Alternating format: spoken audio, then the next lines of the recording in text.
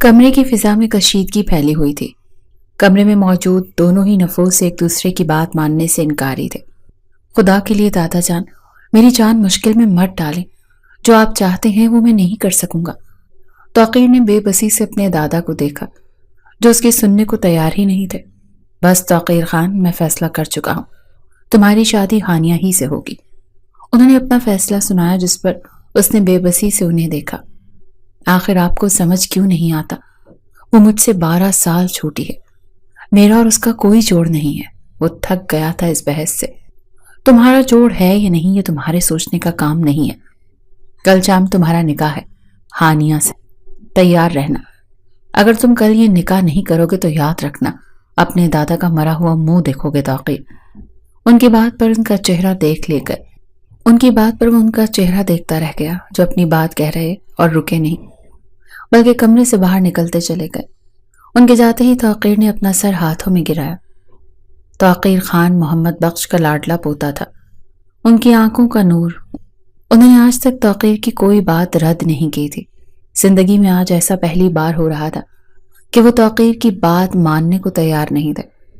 انہوں نے بہت اچانک ہی اس کا رشتہ اپنے دوست کی پوتی سے طے کر دیا تھا، جو اس سے پورے 12 سال چھوٹی تھی۔ توقیر خان کو یہ بات گوارا نہیں تھی کہ وہ خود سے اتنے سال چھوٹی لڑکی سے شادی کرے، جسے وہ جانتا تک نہیں، جسے وہ آج تک کبھی ملا نہیں۔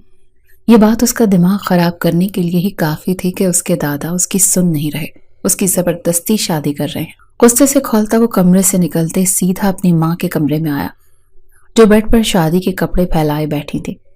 ان شادی کے کپڑوں کو دیکھ کر اسے آگ لگی تھی۔ یہاں سب اپنی مرضی کر رہے تھے، کوئی اس سے اس کی مرضی پوچھ ہی نہیں رہا تھا، نہ اس کی مرضی کو اہمیت دے رہا تھا۔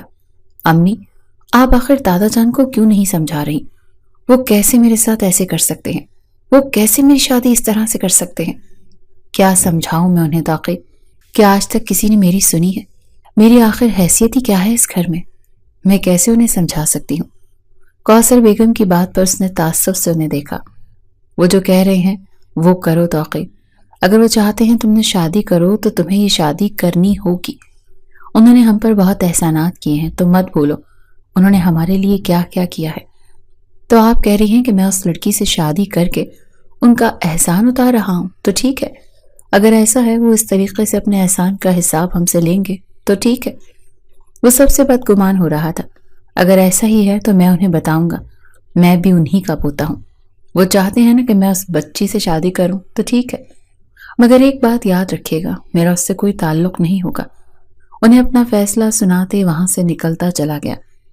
کوثر بیگم نے پریشانی سے اسے جاتے ہوئے دیکھا۔ وہ اپنے بیٹے کو اچھے سے جانتی تھی، وہ جو کہتا تھا وہ کر کے دکھاتا تھا۔ انہیں آنے والے وقت سے خوف آیا تھا۔ حویلی سے دور وہ احسان صاحب کا گھر تھا۔ اس کی اوپری منزل میں بنے کمرے میں وہ بیٹھی رو رہی تھی۔ آج اس کے دادا نے اس کی زندگی کا ایک اہم بڑا فیصلہ کیا تھا، اس کی شادی کا فیصلہ۔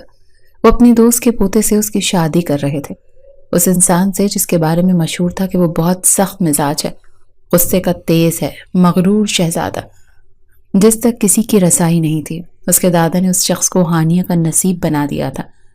وہ اپنا گھر نہیں چھوڑنا چاہتی تھی، مگر مجبور تھی۔ وہ اپنے دادا کے سامنے زبان نہیں چلا سکتی تھی، کیونکہ ایک دادا ہی تو تھے جو اس کے اپنے تھے۔ ماں باپ کے بعد ایک دادا ہی تو اسے سنبھال رہے تھے، اسے آگے پڑھنے کی اجازت دی تھی۔ مگر برا ہو اس کی قسمت کا، اگر کچھ غنڈے اس کے پیچھے نہ لگتے تو آج محفوظ ہوتی، اپنی تعلیم پوری کر رہی ہوتی۔ ہانیہ بیٹا، احسان صاحب کی آواز پر آنسو صاف کرتے وہ سیدھی ہو کر بیٹھی۔ وہ نہیں چاہتی تھی کہ اس کے دادا اسے روتا ہوا دیکھیں، انہیں تکلیف نہیں دینا چاہتی تھی۔ اس کی وجہ سے وہ پہلے ہی بہت تکلیف برداشت کر چکے تھے۔ جی دادا جان، انہیں کمرے میں آتے تھے وہ فوراً سے اٹھ کھڑی ہوئی۔ ہانیہ، کچھ ہی دیر میں تمہارے ساتھ سسرال والے تمہارا سامان لے کر آ رہے ہیں، تیار ہو جاؤ اور کچھ اچھا سا بنا لو مہمانوں کے لیے۔ جی دادا جان، جیسا آپ کہیں۔ ہانیہ اس کی فرما برداری پر بے ساختہ اسے پکار اٹھی تھی۔ میں جانتا ہوں میں نے جلد بازی میں تمہاری زندگی کا بہت بڑا فیصلہ لے لیا ہے، مگر بیٹا یہ فیصلہ بہت ضروری تھا۔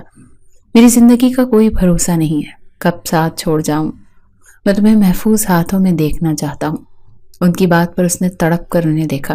آپ ایسی باتیں کیوں کر رہے ہیں؟ خدا آپ کو لمبی زندگی دے، میں جانتا ہوں تمہیں میری بہت فکر ہے، وہ میں بھی جانتا ہوں میری لاڈلی بچی مجھ سے بہت محبت کرتی ہے، لیکن تم دیکھنا محمد بخش میرا بہت اچھا دوست ہے، وہ تمہیں مجھ سے زیادہ پیار دے گا، اور توقیر میں ملا ہوں اس سے، بہت پیارا بچہ ہے، تم اس کے ساتھ خوش رہو گی، محفوظ رہو گی، اور تمہیں خوش اور محفوظ دیکھ کر میں سکون سے رہ سکوں گا ہانیہ۔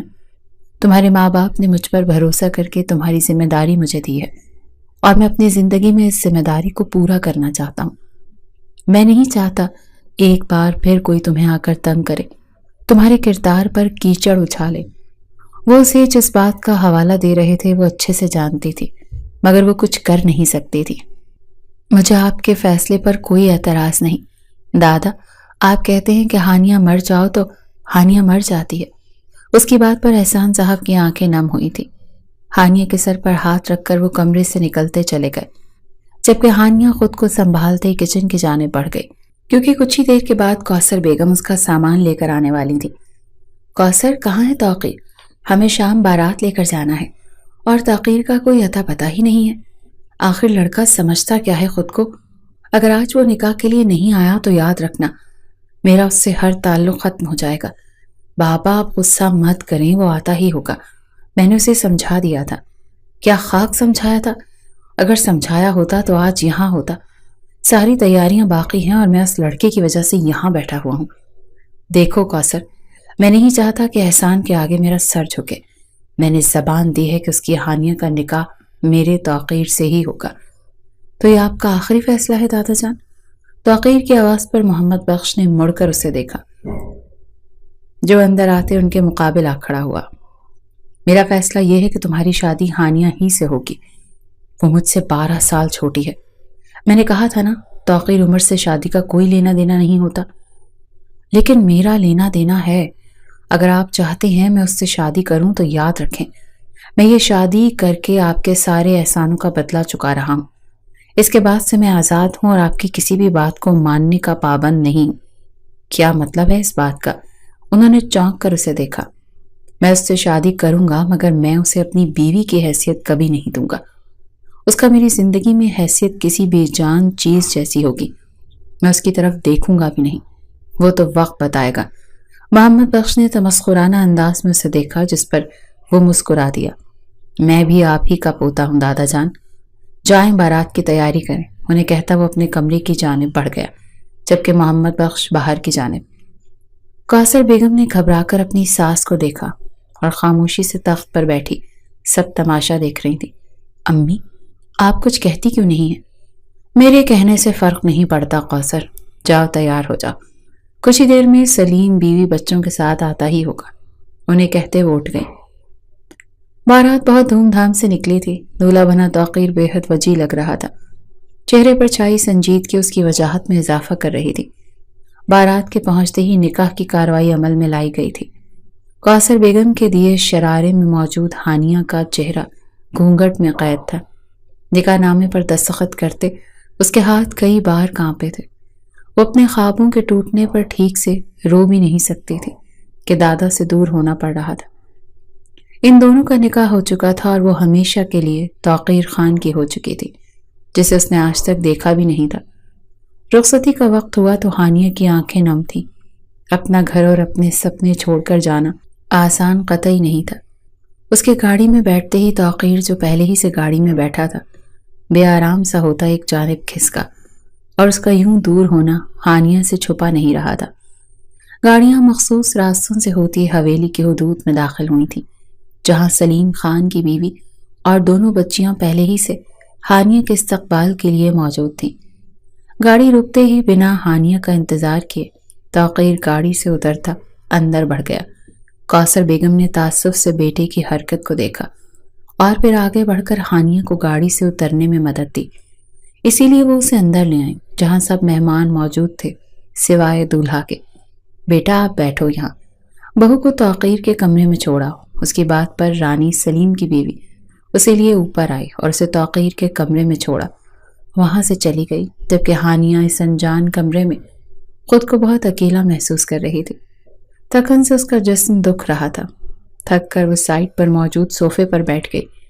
وہ نہیں جانتی تھی کہ آگے اس کے ساتھ کیا ہونے والا ہے۔ وہ تھکا ہارا اپنے کمرے میں داخل ہوا، مگر سامنے صوفے پر سوئے وجود کو ایک اس کا دماغ اڑا تھا۔ ہانیہ صوفے پر بیٹھی نیند میں گم تھی، مگر اس کی یہاں موجودگی توقیر کو آگ لگا گئی۔ بنا اس کی نیند کی پرواہ کیے وہ جست میں اس تک پہنچا، مضبوطی سے اس کا بازو تھامتا، ایک جھٹکے سے اسے اپنے مقابل کھڑا کیا گیا۔ ہانیہ جو نیند کی وادیوں میں گم تھی، اس جھٹکے پر حواس باختہ ہوتی بمشکل ہوش میں آئی۔ اپنے سامنے توقیر کو دیکھ اس کا دل خوف سے لرزا۔ کس کی اجازت سے میرے کمرے میں قدم رکھا تم نے؟ اس کا بازو دبوچے اس معصوم کو تکلیف دے رہا تھا۔ تکلیف سے ہانیہ کی آنکھوں میں آنسو آ گئے۔ توقیر نے اسے دونوں بازوں سے پکڑ کر اپنے اتنا قریب کیا کہ توقیر کی سانسوں کی تپش ہانیہ کی سانسیں روک رہی تھی۔ توقیر کے سامنے وہ معصوم سی ڈری سہمی ہرنی لگ رہی تھی۔ جواب دو مجھے، یہاں گونگی ہو؟ وہ آنٹی۔ توقیر کا غصہ دیکھ ہانیہ سے بولا تک نہیں جا رہا تھا۔ اس کے ہکلا کر کہنے پر توقیر کے ماتھے پر پڑے بلوں میں اضافہ ہوا۔ کون آنٹی؟ ہاں ٹھیک سے جواب دو ورنہ مجھ سے برا کوئی نہیں ہوگا۔ توقیر کے سخت لہجے پر ہانیہ کے صبر کا دامن چھوٹا تھا اور وہ بے اختیار رونے لگی۔ اسے روتا دیکھ توقیر کے ماتھے پر بل پڑے۔ نفرت ہے مجھے رونے والوں سے، نکلو میرے کمرے سے۔ اس کا بازو پکڑ کر اسے گھسیٹتا وہ ایک جھٹکے میں اسے اپنے کمرے سے باہر نکال چکا تھا۔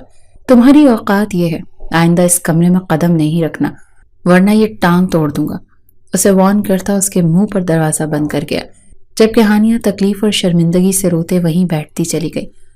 صبح کا سورج طلوع ہوا تو توقیر عادت کے مطابق اٹھ چکا تھا۔ فریش ہو کر تیار ہوتا وہ جیسے ہی باہر آیا، کمرے کے باہر ہانیہ کو دیوار سے ٹیک لگائے سوتے دیکھ اس کے ماتھے کی رگیں ابھری، جبڑے بھینچے۔ اس نے دلہن بنی گہری نیند میں سوئی ہانیہ کو دیکھا۔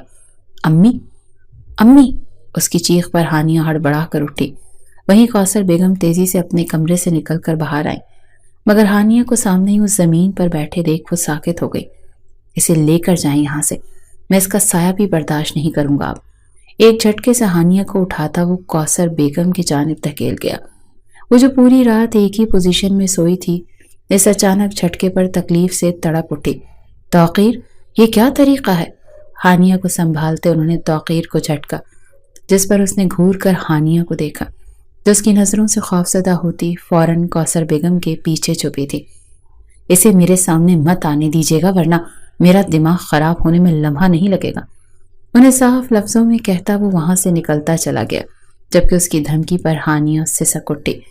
بس بیٹا رو نہیں، چلو میرے ساتھ آؤ، میرے کمرے میں، دیکھو تم نے رات سے یہی کپڑے پہنے ہوئے ہیں، آ جاؤ شاباش۔ وہ اسے اپنے ساتھ اپنے کمرے میں لے آئے۔ اسے کپڑے دے کر واش روم بھیجتے وہ نیچے ناشتہ تیار کرنے آ گئی۔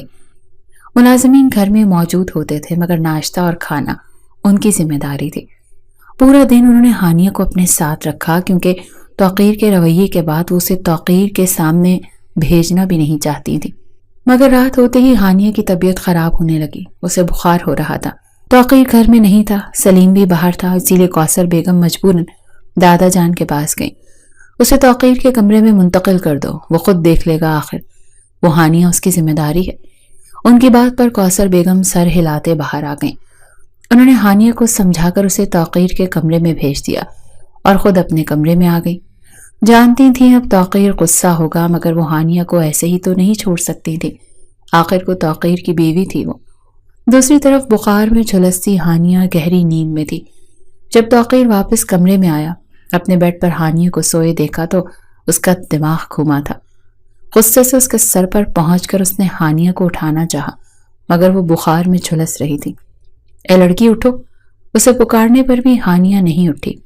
جب ہی وہ پاس بیٹھ کر اسے اٹھانے لگا مگر اٹھانے کے بجائے ہانیہ کروٹ لیتی مزید توقیر کے قریب ہوتے اس کے گرد بازو باندھ گئی۔ ہانیہ کی اس حرکت پر توقیر نے حیرت سے اسے دیکھا، جو اس کے بے حد نزدیک لیٹی تھی۔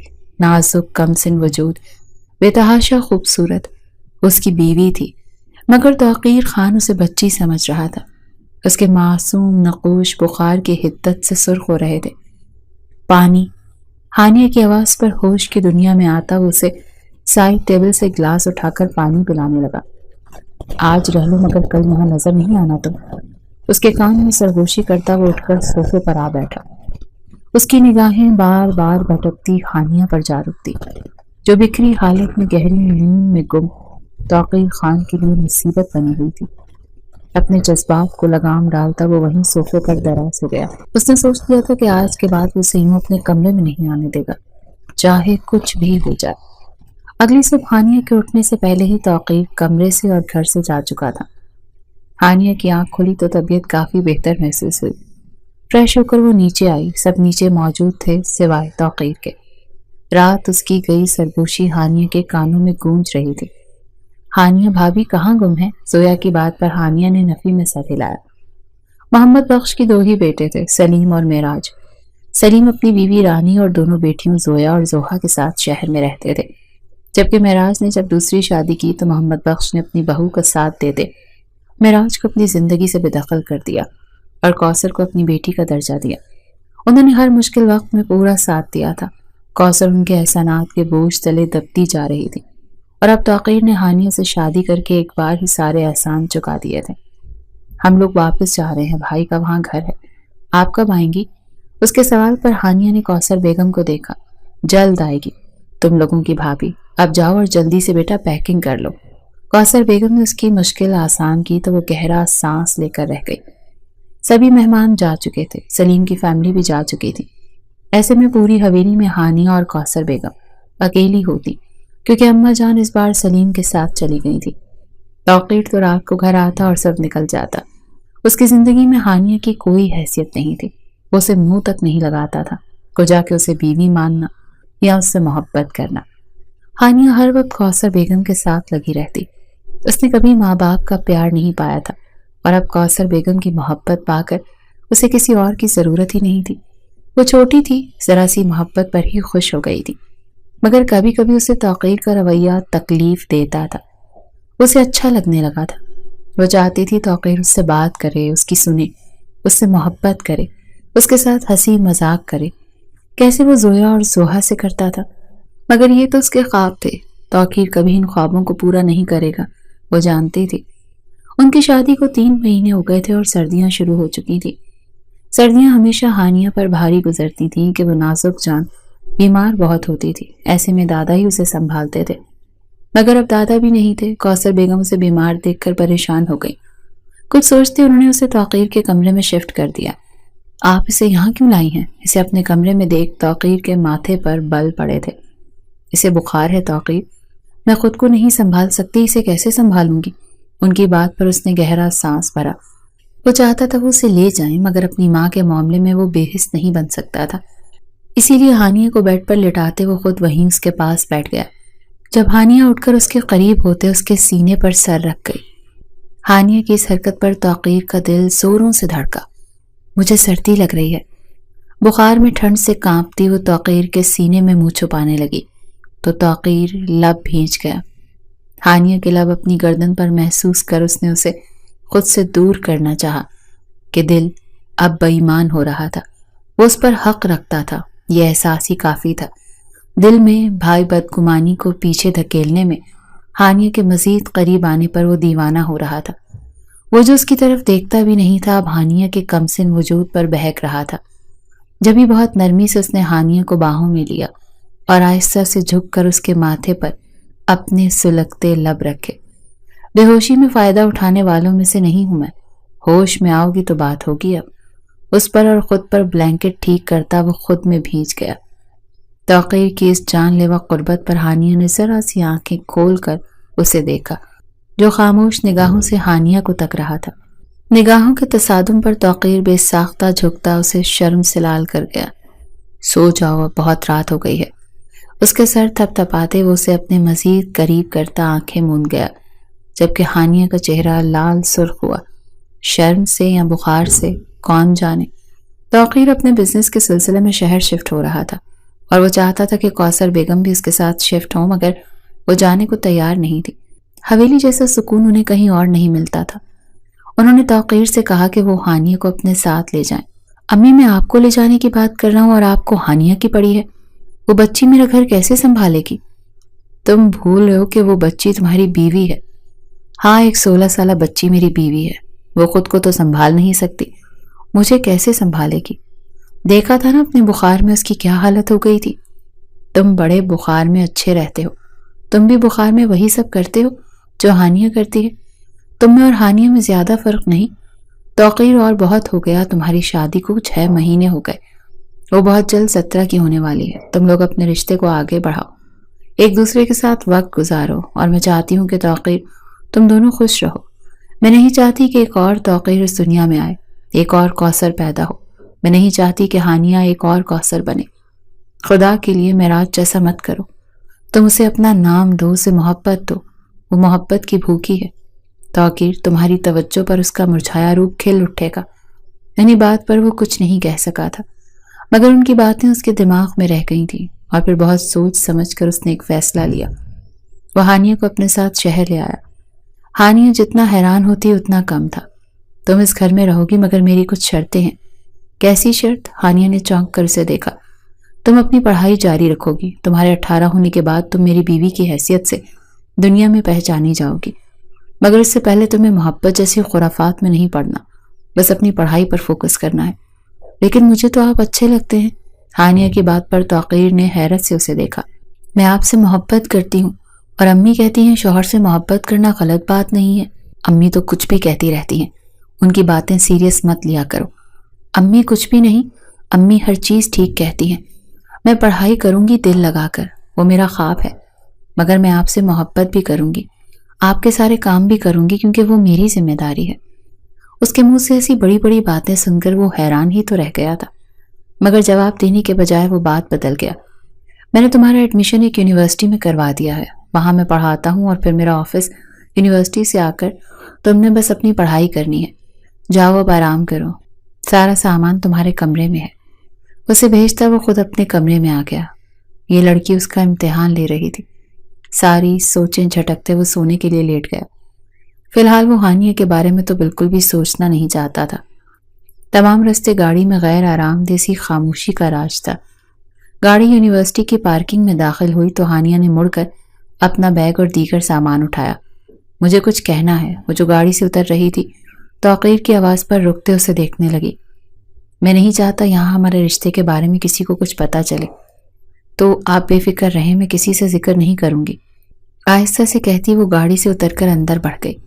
توقیر نے اسے جاتے دیکھا اور پھر گہرا سانس بھرتے وہ خود بھی گاڑی سے باہر آیا تھا۔ آج دادو بھی اس کے گھر رہنے آنے والی تھی، اور ان کی موجودگی میں اس کا اور ہانیہ کا الگ کمرے میں رہنا بالکل بھی ٹھیک نہیں۔ یہی سوچتے وہ باہر آیا تو سامنے ہی شایان، اس کا بہت اچھا دوست، وہاں موجود تھا۔ اس کا دور کا کزن تھا، مگر ان کی کافی اچھی بات چیت تھی۔ شایان سے بات کرتے وہ اپنی کلاس میں آیا، جہاں ہانیہ کو دیکھ وہ ٹھٹکا، کیونکہ اس کے بالکل ساتھ والی سیٹ پر ایک لڑکا بیٹھا تھا۔ اس لڑکے کو دیکھ توقیر بے چین ہوا تھا۔ مس آپ اٹھے وہاں سے، اس کے مخاطب کرنے پر ہانیہ نے حیرت سے اسے دیکھا۔ میں؟ جی، آپ اٹھیں اور یہاں آ کر بیٹھیں۔ اس نے آگے ایک خالی سیٹ کی جانب اشارہ کیا۔ ہانیہ خاموشی سے اٹھتے اس کی جگہ آ کر بیٹھ گئی، کیونکہ توقیر کا خراب موڈ اسے ٹینشن دے گیا تھا۔ پوری کلاس لے کر وہ بریک ٹائم میں باہر آئی۔ جب شایان نے اسے دیکھا خاموش ایک طرف بیٹھی، وہ اسے نہ جانے کیوں اچھی لگی تھی۔ اتنا سادہ حسن اس نے نہیں دیکھا تھا۔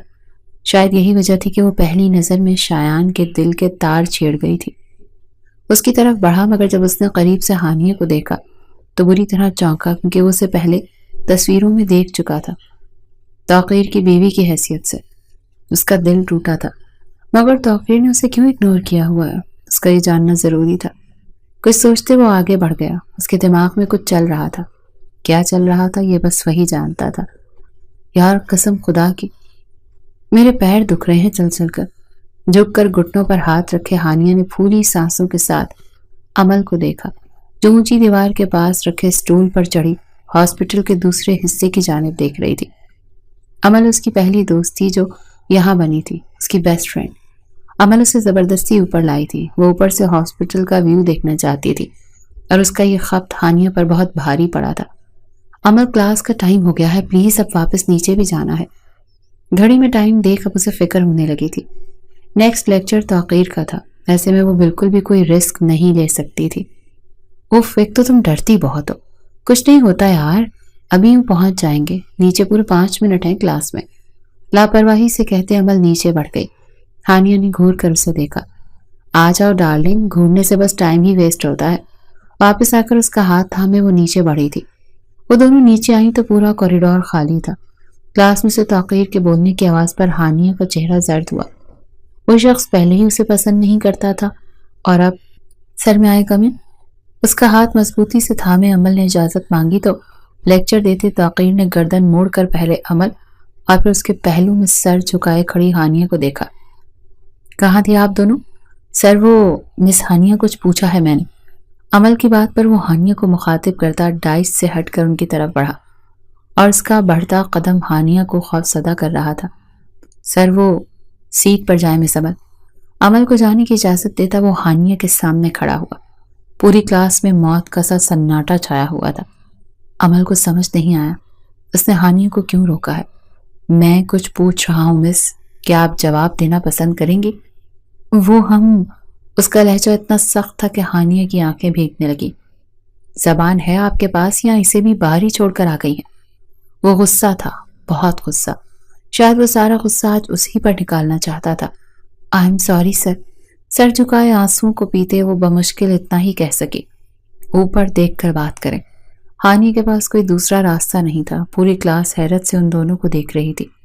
بری طرح انگلیاں مروڑتے، لب کچلتے اس نے بھیگی پلکیں اٹھا کر توقیر کو دیکھا جو اس کی آنکھوں میں آنسو دیکھ کر لمحے کو تھما تھا۔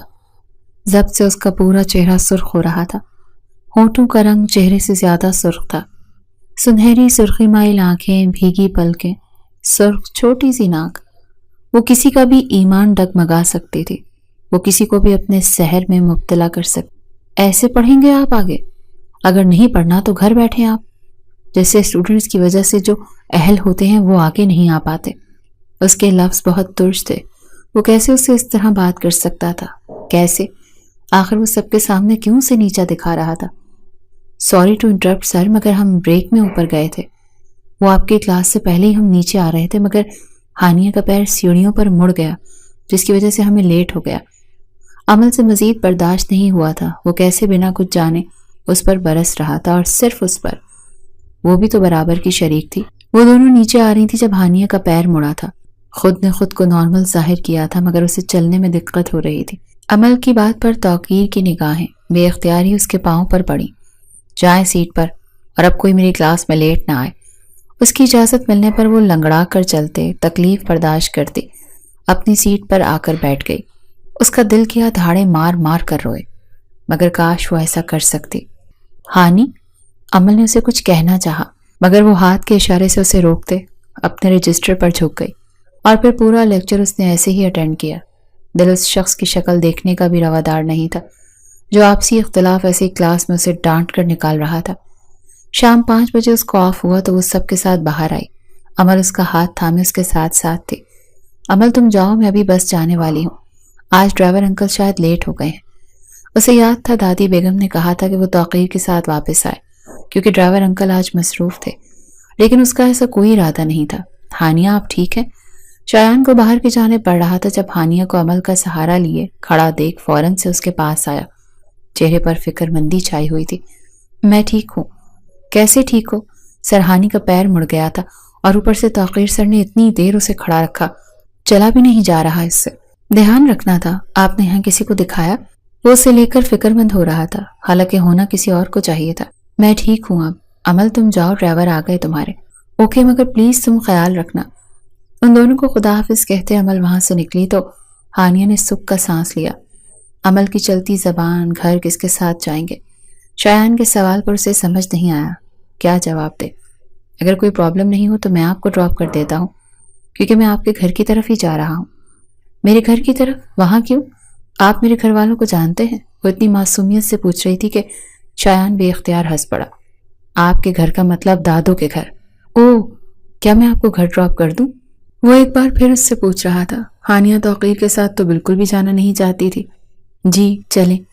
اس سے پہلے وہ کوئی جواب دیتی اپنے عقب سے آتی توقیر کی آواز پر اس نے سختی سے آنکھیں میچی۔ اس لمحے وہ توقیر کو دیکھنا تک نہیں چاہتی تھی۔ وہ شایان کے ساتھ گھر آئی تھی۔ شایان کو منع کرنے کے بعد بھی وہ دادی کو سب بتا گیا۔ ہانیہ نہیں چاہتی تھی اس کی وجہ سے توقیر کو کچھ بھی سننے کو ملے۔ شام توقیر گھر آیا تو گھر میں سناٹا چھایا ہوا تھا۔ وہ چلتا سیدھا اپنے کمرے میں آیا جہاں ہانیہ پہلے ہی سے رہ رہی تھی۔ پیر کیسا ہے اب؟ بیڈ پر بیٹھتے توقیر نے اسے پوچھا، جو بالکل بھی اس سے بات نہیں کرنا چاہتی تھی۔ بالکل ٹھیک ہے، ورنہ اس کے شوہر نے تو کوئی کسر نہیں چھوڑی تھی، ہانیہ کی جگہ کمرے میں آتی دادی بیگم نے جواب دیا۔ ان کی بات سن توقیر نے گردن موڑ کر ہانیہ کو دیکھا۔ اسے ایسے مت دیکھو، اس نے مجھے کچھ نہیں کہا، شایان نے بتایا۔ توقیر، ہم خوش تھے نا، تم ہو وہاں ہانیہ کے لیے، مگر تم دھیان تو رکھنے سے رہے، اسے سزا دے رہے تھے۔ دادو، غلطی میری تھی، وہ منمنائی۔ یہ دیکھو آ گئی شوہر کی طرفدار، جب سے آئی ہے یہی کہہ رہی ہے کہ ان کی غلطی نہیں ہے، انہیں کچھ نہیں کہنا۔ آپ دادی بیگم کے کہنے کا انداز ایسا تھا کہ بے اختیار توقیر کے چہرے پر مسکراہٹ آئی۔ فریش ہو جاؤ، کھانا لگواتی ہوں میں، ان دونوں کو کہتے وہ کمرے سے باہر نکل آئیں۔ آئندہ ایسا کچھ ہو تو رونے سے اچھا ہے کہہ دیا جائے تاکہ ڈانٹ نہ پڑے، اس کا پیر دیکھتے وہ نرمی سے بولا۔ آپ نے کہنے کا موقع ہی نہیں دیا تھا، خفگی سے کہتے وہ اپنا پیر پیچھے کر گئی۔ توقیر نے سر اٹھا کر اس کے خفا خفا سے چہرے کو دیکھا۔ میں فریش ہو جاؤں پھر چلتے ہیں نیچے، چل سکتی ہے نا؟ جی۔ توقیر کا نرم انداز اسے حیران کر رہا تھا۔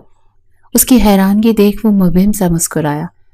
اس حسین چہرے کو دیکھتے آج وہ پہلی بار نظریں نہیں ہٹانا چاہتا تھا۔ کچھ نہیں، فوراً سے سنبھلتے وہ اٹھ کر ڈریسنگ روم میں بند ہوا تھا۔ ہانیہ نے الجھ کر ڈریسنگ روم کے بند دروازے کو دیکھا۔ ڈنر کے بعد اسے دادی بیگم نے بلایا۔ وہ چاہتی تھی ہانیہ اور توقیر ایک ساتھ دعوت میں جائیں، مگر وہ فوراً انکار کر گیا۔ دادو، میں کیسے اس کے ساتھ وہاں جا سکتا ہوں؟ کیوں؟ کیا برائی ہے اس بچی میں؟ دادی بیگم کو اس کا اس طرح کہنا سخت برا لگا۔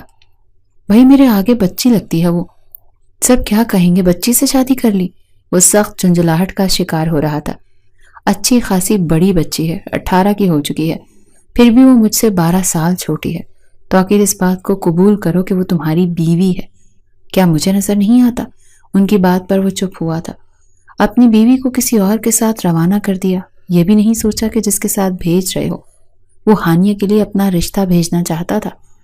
دادی بیگم کب سے غصہ کنٹرول کر رہی تھی، مگر توقیر کی باتوں کی وجہ سے انہیں بولنا پڑا۔ اگر نہیں ہے یہ قبول رشتہ تو ٹھیک ہے، بات کرتی ہوں میں شایان سے، تم ہانیہ کو آزاد کر دینا۔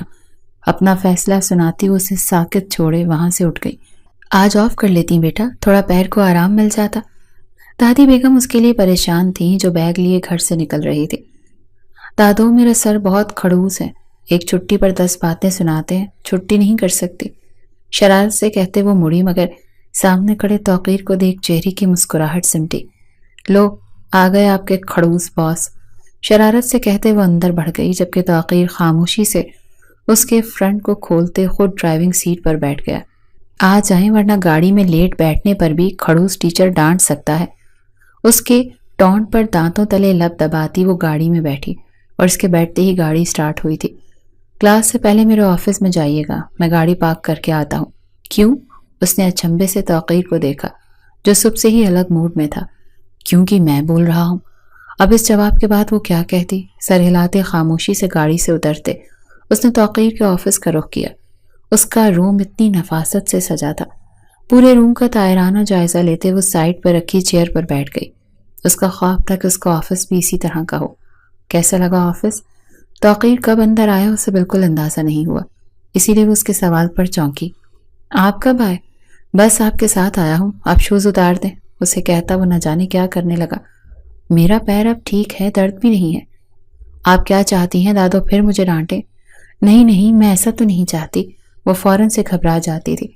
اس کے پیر کے پاس گھٹنے کے بل بیٹھتا وہ نرمی سے کہتے اس کا پیر چیک کرنے لگا۔ سوجن اب بالکل ختم ہو گئی تھی، لیکن وہ ایک بار اپنی تسلی کرنا چاہتا تھا۔ آئندہ ایسا کچھ ہو تو وہیں رک کر کسی کو بلانا ہے، پوری یونی گھوم کر نہیں آنا۔ اس کی انگلیوں کو دیکھتا وہ سنجیدگی سے بول رہا تھا، مگر نہ جانے کیوں ہانیہ کو ہنسی آئی۔ اسے یہ سب بہت اچھا لگ رہا تھا، اس کا یوں فکر کرنا، اس سے بات کرنا۔ اسے وہ پہلے بھی اچھا ہی لگتا تھا، مگر جس طرح ان کا رشتہ جڑا تھا۔ زیادہ چلنے سے گریز کرنا ہے، اگر زیادہ چلنا ہو تو یہاں میری سلیپرز میں کافی کمفرٹیبل فیل ہوگا، اس میں 2 اسے یوز کرنا ہے۔ اپنی کیبنٹ کھول کر وہ اسے جگہ دکھا رہا تھا۔ اگر آپ نہیں ہوئے تو بھی آپ میرے آفس میں آ کر جو مرضی یہاں سے لے کر جا سکتی ہیں۔ تھینک یو، وہ اس پر اتنا مہربان ہو رہا تھا، ایک تھینک یو تو بنتا تھا۔ اٹس اوکے، اب جائیں، آپ کی کلاس کا ٹائم ہو رہا ہے۔ اوکے، سر ہلاتی وہ شوز پہنتی باہر نکل آئی۔ دن کی شروعات مثبت تبدیلیوں کے ساتھ ہوئی تھی، مبہم سی مسکراہٹ اس کے ہونٹوں پر سجی تھی۔ کیا بات ہے، اکیلے اکیلے مسکرایا جا رہا ہے؟ اپنے پاس سے آتی شایان کی آواز پر وہ بری طرح چونکی اور پھر شرمندہ ہوئی۔ آئی ایم سوری، میں نے پھر ڈرا دیا۔ اٹس اوکے، وہ بس آپ اچانک آئے تو دل پر ہاتھ رکھتے وہ ہولے سے مسکرائی۔ پیر کیسا ہے اب بہتر ہے؟ ایک کام کریں، آپ میرے ساتھ آئیں، چیک اپ ہو جائے گا تو تسلی رہے گی۔ وہ اس کے لیے فکر مند تھا۔ ہانیہ کا چیک اپ میں کر چکا ہوں شایان، وہ ٹھیک ہے اب، آپ جائیں کلاس میں۔ شایان کے کہتے ہی وہ سرعت سے وہاں سے نکلی تھی۔ اوکے، نکلتا ہوں، اسے کہتا شایان بھی آگے بڑھا۔ توقیر کی نظروں سے دور تک اس کا پیچھا کیا تھا۔ ہانیہ کو رہ رہ کر توقیر کی نگاہیں یاد آ رہی تھی۔ اسے شایان کا یوں خود سے فری ہونا بالکل بھی اچھا نہیں لگ رہا تھا۔ وہ اسے ٹوکنا چاہتی تھی مگر سمجھ نہیں آ رہا تھا کیسے۔ وہ کلاس لے کر نکلی تو سامنے شایان کھڑا تھا۔ کیسی ہیں ہانیہ؟ آپ صبح تو مجھ سے ملے تھے۔ ہاں، مگر دوبارہ پوچھ رہا ہوں، کوئی مسئلہ ہے؟ شایان، آپ برا مت مانیے مگر میں ایک شادی شدہ لڑکی ہوں۔ آپ کا مجھ سے یوں فری ہونا میرے لیے غلط ہو سکتا ہے۔ میں نہیں چاہتی میری وجہ سے توقیر کو کوئی بھی مسئلہ ہو، اس لیے پلیز آپ مجھ سے اس طرح فری ہو کر بات مت کیا کریں۔ اس کی بات پر شایان ہولے سے ہنس دیا۔ اسے اچھا لگا تھا یوں ہانیہ کا اپنے لیے بات کرنا۔ آئی ایم سوری، میں آپ سے اب بالکل بھی تنگ نہیں کروں گا ہانیہ، مسکرا کر کہتے وہ وہاں سے ہٹ گیا، جبکہ ہانیہ بھی واپس کلاس کی جانب بڑھ گئی تھی۔ جبکہ اپنی کلاس سے نکلتا توقیر کھل کر مسکرا دیا تھا۔ وہ بیڈ پر بیٹھی اپنا ٹیسٹ یاد کر رہی تھی جب توقیر کمرے میں داخل ہوا۔ کون سا ٹیسٹ ہے؟ اس کے پہلو میں بیٹھتے وہ اپنی بکس کھولے اس سے ٹاپک پوچھنے لگے۔ وہ اس کے بے حد قریب بیٹھی اس کی دھڑکنیں بڑھا رہی تھی۔ بہت اچانک ہی اس کے پہلو پر ہاتھ رکھ توقیر نے اسے اپنے قریب کھینچا۔ وہ لڑکھڑاتی سیدھا اس کے سینے سے لگی تھی۔ کیا پوچھ رہی ہیں؟ اس کے گرد اپنے دونوں ہاتھوں کو گرفت باندھتے وہ ہانیہ کو اپنے مزید قریب کر گیا، اتنا قریب کہ اس کی سانسوں کی تپش اسے اپنے چہرے پر محسوس ہو رہی تھی۔ وہ توقیر کے اتنے نزدیک آنے پر بالکل ساکت ہو گئی تھی۔ بھلا وہ شخص کب ایسے اتنے قریب آیا تھا؟ کیا دیکھ رہی ہیں؟ آپ دور ہو جائیں۔ دھڑکنوں کا رقص کانوں میں سنائی دینے لگا۔ کتنا دور؟ اس کے گال سے گال مس کرتا وہ اس کی جان نکال رہا تھا۔ کمر پر توقیر کی رقص کرتی انگلیاں ہانیہ کو پاگل کر رہی تھی۔ توقیر جواب دیتے اس نے اس کے بالوں میں چہرہ چھپایا۔ ٹیسٹ؟ خشک ہوتے لبوں پر زبان پھیرتے وہ بمشکل بولی۔ شوہر ٹیچر ہو تو ٹیسٹ کی کیا ٹینشن؟ اس کے بال گردن سے سمیٹتا وہ وہاں اپنی انگلیاں پھیرتا اس کے آسان خطا کر رہا تھا۔ اس سے پہلے کہ وہ مزید کوئی گستاخی کرتا، دادی بیگم کی آواز پر چونکا۔ گرفت ڈھیلی پڑتے ہی ہانیہ جھٹکے سے اس سے دور ہوئی اور اپنی جگہ سے اٹھتی اس کی پہنچ سے دور ہوئی۔ دل پسلیاں توڑ کر باہر آنے کو بےتاب تھا۔ بدمزہ ہوتے توقیر نے چہرے پر ہاتھ پھیرا۔ تم کیوں کھڑی ہو بیٹا؟ تم نے سزا دی ہے کیا ایسے کوئی بچی کو؟ دادی بیگم اسے دیکھ کر پوچھے بغیر نہ رہ سکی۔ سزا دینے کا ارادہ تو تھا مگر آپ آ گئیں۔ معنی خیز نظروں سے ہانیہ کو دیکھتا وہ پل میں اسے بوکھلا گیا تھا۔ زندگی ایک ڈگر پر چل رہی تھی، وقت پر لگا کر اڑتا جا رہا تھا۔ ایسے میں وہ پڑھائی میں مکمل مصروف ہو گئے تھے۔ آج بھی وہ میں بیٹھی کام کر رہی تھی جب امارہ اس کی کلاس فیلوز کے پاس آ کر بیٹھی۔ کیسی ہو ہانیہ؟ میں ٹھیک ہوں، تم سے کچھ پوچھنا تھا۔ ہاں پوچھو نا، ہانیہ نے خوش دلی سے اجازت دی تھی۔ تم سنگل ہو؟ وہ سب اس وقت لیب میں موجود تھے جب امارہ کی بات پر اس نے جہاں اسے تعجب سے دیکھا وہیں توقیر کے کان کھڑے ہوئے تھے۔ کیوں؟ دراصل ہم لوگ اپنے بھائی کے لیے رشتہ دیکھ رہے تھے، تو اگر تم سنگل ہو تو امارہ اپنی بات پوری کر اس کا چہرہ دیکھنے لگی۔ گرلز ادھر آئیں سب، توقیر کی غصے بھری آواز پر ہانیہ نے اسے دیکھا۔ کیا اس نے سن لیا تھا؟ پورے ٹائم وہ منہ پھلائے رہا۔ ہانیہ کو اس کا چہرہ دیکھ ہنسی آ رہی تھی۔ کلاس ٹائم ختم ہوا تو وہ اپنا سامان سمیٹنے لگی جب وہ اس کے سر پر آ کر کھڑا ہوا۔ مس یہاں رکیں، کچھ دیر کچھ کام ہے آپ سے، اسے کہتا وہ اپنے آفس کی طرف بڑھ گیا۔ اوکے، دھیمے قدموں سے چلتے وہ اس کے پیچھے آفس میں آئی تھی جب اچانک ہی اسے کھینچتے توقیر نے اسے دیوار سے پن کیا۔ توقیر، ششت، کچھ بولنے کی ضرورت نہیں۔ اس کے ہونٹوں پر ہاتھ رکھے وہ اسے کچھ بھی بولنے سے روک گیا۔ آپ میرڈ ہیں یا نہیں؟ ہاں یا نہ میں جواب دیں۔ ہاں میرڈ ہوں۔ تو اس لڑکی کو کہنا تھا نا جو اپنے فضول سے بھائی کا رشتہ دے رہی تھی. وہ جیلس ہو رہا تھا اور اس وقت کو وہ بہت کیوٹ لگ رہا تھا. آپ ہی نے تو کہا تھا کہ کسی کو نہیں بتانا. اب میں بول رہا ہوں، پوری دنیا کو بتانا ہے کہ آپ میری بیوی ہیں. اسے کمر سے کھینچ کر اپنے قریب کر گیا. پھر سوچ لیں آپ کی ساری فیمیل اسٹوڈنٹس کے دل ٹوٹ جائیں گے. اسے یوں دیکھ وہ شرارت سے بولی، ٹوٹ جائیں تو ٹوٹ جائیں، آج کے بعد کوئی رشتہ نہیں آنا چاہیے. یار بیوی ہے میری، چوڑیاں پہنے، ناک میں وہ ڈالیں جو دادو ڈالتی ہیں، لگے کہ آپ میری بیوی ہیں. ہانیہ دانتوں تلے لب دبائے بس اسے دیکھ رہی تھی. لیکن آپ کو لڑکیاں پرپوز کرنا چاہتی ہیں، آپ کیا کریں گے؟ میں گلے میں آئی لو مائی وائف لکھ کر ڈالوں گا. اس کی بات پر ہانیہ نے حیرت سے اسے دیکھا. پہلا باضابطہ اظہار محبت. ایسے کیا دیکھ رہی ہیں آپ مجھ سے؟ اسے جیسے اپنی سماعت پر یقین نہیں آیا. ہاں میں کرنے لگا ہوں آپ سے محبت. جب نہیں کرتا تھا تب کھل کر کہا تھا، اب کرنے لگا ہوں تو بھی کھل کر کہوں گا. اس کی ناک سے اپنی ناک مس کرتا وہ اس کے چہرے پر شرمگی مسکراہٹ بکھیر گیا. اب آپ کی باری. اس کے دونوں ہاتھ اپنے کاندھوں پر رکھے وہ اسے اظہار سننے کو بازد تھا. آپ سے کس نے کہا میں آپ سے محبت کرتی ہوں؟ ہانیہ آپ کو کہنے کی ضرورت نہیں. آپ کی آنکھیں، آپ کا چہرہ اس بات کا گواہ ہے، اسی لیے کرے نا اظہار. توقیر ہم یونی میں ہیں. اس نے جیسے توقیر کو یاد دلایا تھا. مجھے فرق نہیں پڑتا. اسے مزید اپنے قریب کرتا وہ اس کے چہرے پر جھکا تھا. اس سے پہلے کہ وہ کوئی گستاخی کرتا، ڈور ناک ہوتا، ان دونوں کو بوکھلا گیا. ہانیہ ایک جھٹکے سے اس سے دور ہوئی تھی. بالوں میں ہاتھ چلاتے اس نے غصے سے بند دروازے کو دیکھا. میں جا رہی ہوں، اسے کہتی وہ تیزی سے وہاں سے نکلی تھی. دل میں تتلیاں سی اڑنے لگی تھی. توقیر اس سے یوں اظہار محبت کرے گا اس نے کبھی سوچا بھی نہیں تھا. زندگی اب حسین لگنے لگی تھی. اس کے سارے خواب پورے ہو گئے تھے. اس کا گریجویشن مکمل ہونے والا تھا. توقیر اس سے محبت کرنے لگا تھا. اس کا اپنا گھر تھا. اس سے محبت کرنے والے بہت سارے رشتے اس کے پاس تھے اور اب اسے کچھ نہیں چاہیے تھا. کچھ سال بعد حویلی میں خوشیوں بھرا ماحول تھا. آج توقیر اور ہانیہ کی 7ویں سالگرہ کے ساتھ ان کے اکلوتے بیٹے کا عقیقہ بھی تھا. سب لوگ حویلی میں جمع تھے. ایسے میں ہانیہ ننھے شہزادے کو سنبھالے پریشان ہو رہی تھی. اس کا بیٹا بالکل توقیر کی طرح اسے تنگ کرتا تھا. بھابھی آپ کو تو رلا دے گا یہ. سہا کی بات پر وہ مزید روحانسی ہوئی تھی. کیا ہوا، سب ٹھیک ہے نا؟ ان دونوں کو کھڑا دیکھ توقیر ان کے پاس آیا. توقیر بھائی، میڈم سے آپ کا بیٹا نہیں سنبھل رہا. ہانیہ کی رونی صورت پر توقیر کو ترس آیا. وہ توقیر سے تو کم ہی تنگ کرتا تھا مگر وہ بیچاری رونے جیسی ہو جاتی تھی. فائنلی ان کی زندگی کی نئی شروعات ہوئی تھی. او ہو، کتنی بری بات ہے. بچے مما کو ایسے تنگ نہیں کرتے. ہانیہ سے روحان کو لیتے توقیر نے اسے اپنے ساتھ لگایا. گزرتے وقت کے ساتھ اس لڑکی سے اس کی محبت بڑھتی چلی گئی تھی. اب اس کے بغیر ایک لمحہ بھی سانس لینا محال لگتا تھا. دور سے ان لوگوں کو دیکھتی کوثر بیگم نے صدقے دل سے ان کی خوشیوں کی دعا کی تھی.